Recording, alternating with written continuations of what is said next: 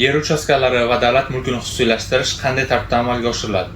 O'zbekiston Respublikasi Yer kodeksi va davlat mulkini xususiylashtirish to'g'risidagi qonunga muvofiq davlat mulkini xususiylashtirish sohasida davlat aktivlarini boshqarish agentligi vakolatli organ etib belgilangan va mazkur vakolatli organ davlat mulkini sotuvchi sifatida kelishuvlar va shartnomalarni imzolashi belgilab qo'yilgan. Davlat aktivlarini va davlat mulkini boshqarish to'g'risidagi qonunga muvofiq davlat mulkini xususiylashtirish quyidagi usullar orqali amalga oshiriladi. Ya'ni elektron onlayn auksionlarni tashkil etish, ochiq tanlovlarni o'tkazish, investitsiya majburiyati orqali to'g'ridan-to'g'ri kelishuvlar tuzish yoki korxonani aksiyadorlik jamiyatiga aylantirish orqali sotish, shuningdek davlat mulkini keyinchalik xususiylashtirish sharti bilan ijaraga berish usullari orqali amalga oshiriladi. Davlat mulkini xususiylashtirish to'g'risidagi qonunga muvofiq xususiylashtirish obyekti bo'la olishi mumkin bo'lgan obyektlar ko'rsatib o'tilgan, ya'ni samarasiz davlat korxonalari, shuningdek davlat ulushi bo'lgan aksiyadorlik jamiyatlari, noturar joylar,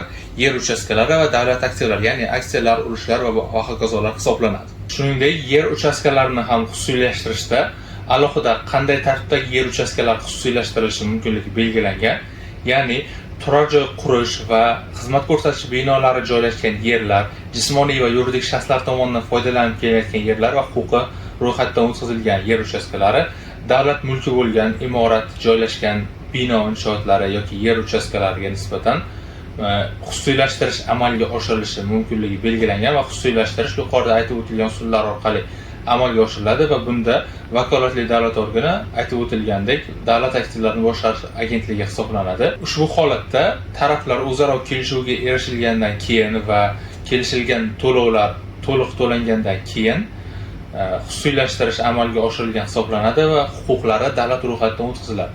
Yer uchastkalarini xususiylashtirishda tuman, shahar, ya'ni mahalliy davlat hokimiyati organlari bilan roziligi olinishi shartligi belgilab qo'yilgan. Shu va shunga o'xshash masalangiz mavjud bo'lgan taqdirda pastdagi telefon raqamlari orqali biz bilan bog'lanib, masalangizga yechim topishingiz mumkin bo'ladi.